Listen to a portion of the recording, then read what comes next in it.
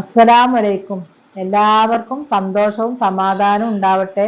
മാറാവ്യാധി രോഗത്തെ തൊട്ടും അപകട മരണങ്ങളെ തൊട്ടും അള്ളാഹു നമ്മളെല്ലാവരും കാത്തു രക്ഷിക്കട്ടെ. നമുക്ക് എല്ലാവർക്കും വേണ്ടി പ്രാർത്ഥിക്കട്ടെ. അപ്പോൾ എല്ലാവർക്കും എൻ്റെ കുടുംബത്തിൻ്റെ ഈദുൽ മുബാറക്ക്. അപ്പോൾ ഇന്ന് നമുക്കൊരു പുഡിങ് ഉണ്ടാക്കണമാണ് ഞാൻ ഇത് കാണിച്ചു തരുന്നത്. വേറുള്ളതൊന്നും ഉണ്ടാക്കണ കാണിക്കാൻ പറ്റുന്നില്ല. കാരണം നമുക്ക് എളുപ്പം പണി കഴിച്ച് പെരുന്നാൾ നിസ്കാരത്തിനുള്ള തയ്യാറെടുപ്പ് എടുക്കാനുള്ളതാണ്. അപ്പോൾ അതുകൊണ്ടാണ് കേട്ടോ. അപ്പോൾ ഞാനിന്ന് ഒരു പുഡിങ്ങാണ് ഇവിടെ ഉണ്ടാക്കുന്നത്. ബട്ടർ പുഡിങ് ആണ് കേട്ടോ ഉണ്ടാക്കുന്നത്. അപ്പോൾ അതിലേക്ക് 1 ലിറ്റർ പാലാണ് എടുത്തിട്ടുള്ളത് കേട്ടോ. അതൊന്ന് കട്ട പോകാൻ വേണ്ടി ഞാൻ അങ്ങനെ പാത്രത്തിൽ ഒഴിച്ച് വെച്ചാണ്. ഇത് കസ്റ്റാർഡ് പൗഡർ കേട്ടോ. പിന്നെ ഒരു 10 ഗ്രാമിൻ്റെ ചൈന ഗ്രാസ് ഉണ്ട്.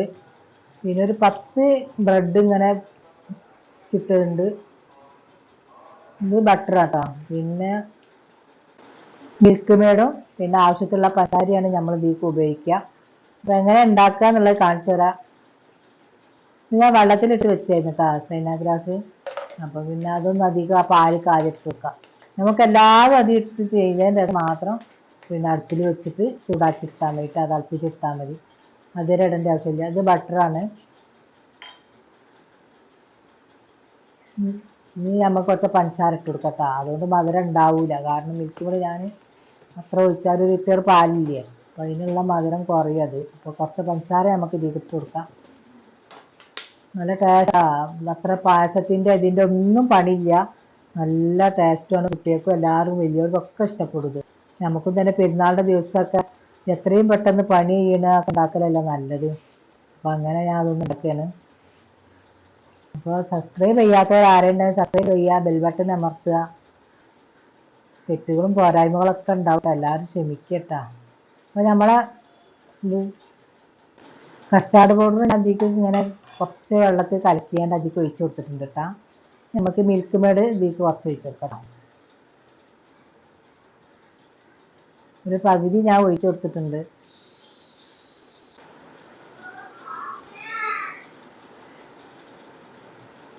ഇനി നമുക്ക് ഇതെല്ലാം കൂടെ നല്ലൊന്ന് മിക്സ് ചെയ്ത് കൊടുക്കട്ടോ. നല്ലൊന്ന് മിക്സ് ചെയ്ത് കൊടുക്കാം. അത് നമ്മളിനി അടുപ്പത്ത് വെച്ച് ചൂടാക്കുന്ന നേരത്തെ തന്നെ എല്ലാതും നല്ല സെറ്റായി വരും. ഇനി നമുക്ക് ഈ ബ്രെഡ് ഇതിലേക്ക് ഇച്ചിച്ച ബ്രെഡ് നമുക്ക് ഇതിലേക്ക് ഇട്ട് കൊടുക്കട്ടോ.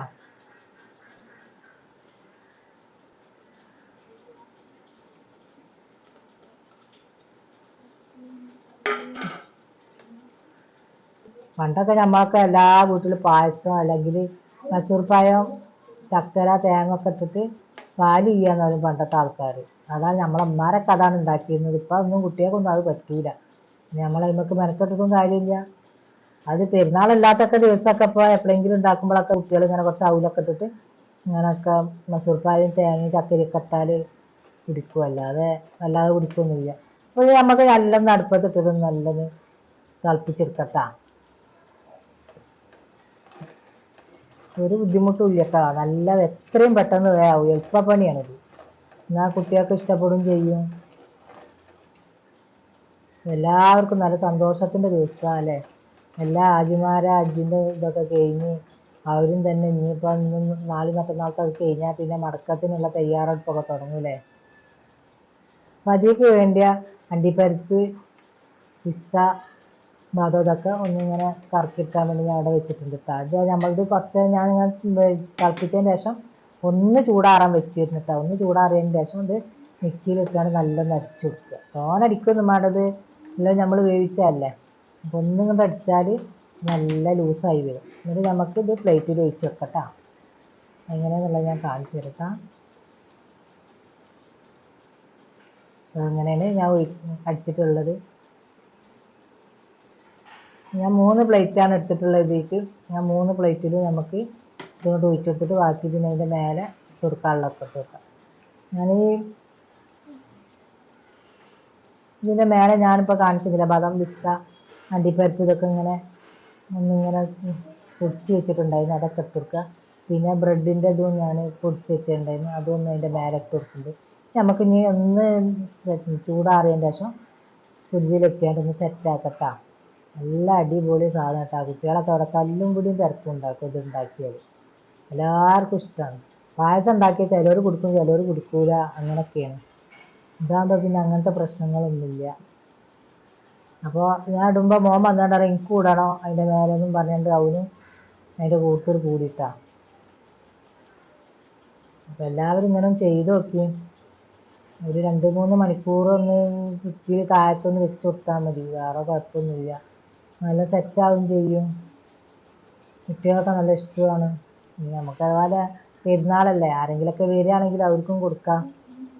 അങ്ങനെയൊക്കെയുള്ള രീതിയിൽ ഞാൻ ഇങ്ങനെ ഉണ്ടാക്കിയതാണ്. ഇല്ലാതെ പണിയൊന്നും ഇല്ലല്ലോ. പെരുന്നാൾക്ക് നമുക്ക് ഒന്നും ഉണ്ടാക്കണ കാണിച്ചു തരാൻ പറ്റിയിട്ടില്ല കേട്ടോ മക്കളെ. നമ്മളിന്ന് ഉണ്ടാക്കിയത് നെയ്ച്ചോറും ആട് കുറുമയും ബീഫ് വരട്ടിയതും റോസ്റ്റഡും ആണ് ഉണ്ടാക്കിയിട്ടുള്ളത്. അപ്പോൾ അതൊന്നും ഉണ്ടാക്കണമൊന്നും കാണിക്കാൻ കഴിഞ്ഞിട്ടില്ല. കാരണം അത് ഭയങ്കര ബുദ്ധിമുട്ടാണ്. എല്ലാം കൂടെ നമ്മൾ ചിടപടാച്ചിട്ട് ഉണ്ടാക്കണമല്ലേ, വേഗം പണി കഴിഞ്ഞ് വേഗം പോകണം എന്നുള്ളതിൽ. അപ്പോൾ നമുക്കിന്ന് മോളും മരുമകനൊക്കെ വരും. അപ്പോൾ പിന്നെ അവരും ഉണ്ട് ഇതിലേക്ക്. എല്ലാവരും കൂടെ അങ്ങോട്ട് ഒന്നാം പെരുന്നാൾക്ക് തന്നെ ആഘോഷം കൂടാൻ വിചാരിച്ചു. അവരവരുടെ ചോറൊക്കെ തിന്നിട്ടാട്ടോ അങ്ങോട്ട് വരിക. അവർക്ക് കഴിഞ്ഞതിന് ശേഷമാണ് അവരിങ്ങോട്ട് വന്നത്. എല്ലാവരും ഇങ്ങനെ ഉണ്ടാക്കി നോക്കി. എന്നിപ്പോൾ ചോറ് ഇങ്ങോട്ട് പള്ളേക്കായ എല്ലാവർക്കും അങ്ങോട്ട് പോകണം ഇങ്ങോട്ട് പോകണം എന്നുള്ള മനസ്സാവുമല്ലോ അല്ലേ. ഈ പണികളൊക്കെ കഴിഞ്ഞ് ഞാൻ ഫുഡിങ്ങൊക്കെ റെഡിയാക്കി വെച്ചുകൊണ്ടാണ് ഞങ്ങളെല്ലാവരും കൂടെ നിസ്കരിക്കാൻ വന്നത്. ഞങ്ങൾ കുറേ ആൾക്കാരുണ്ടാവും. ഞങ്ങളെല്ലാവരും ചുറ്റുവട്ടത്തുള്ളവരും പിന്നെ നാത്തൂന്മാരും അമ്മായികളും എല്ലാവരും കൂടെ അങ്ങോട്ട് ഒരാൾ ഇമാമക്കും എന്നിട്ട് മറ്റവരെല്ലാവരും കൂടെ നിസ്കരിക്കും. അങ്ങനെയാണ്.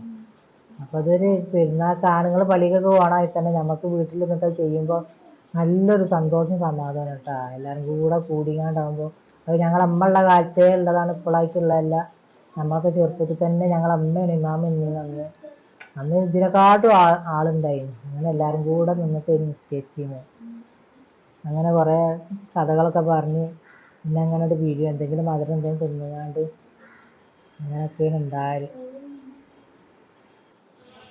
പിന്നെ അപ്പോൾ നിസ്കാരം കഴിഞ്ഞപ്പോൾ അറിവിനുള്ളതൊക്കെ കൊടുന്നിവിടെ നിർത്തിയത് നമ്മളെ മുന്നത്തെ പറമ്പിൽ തന്നെയാണ്.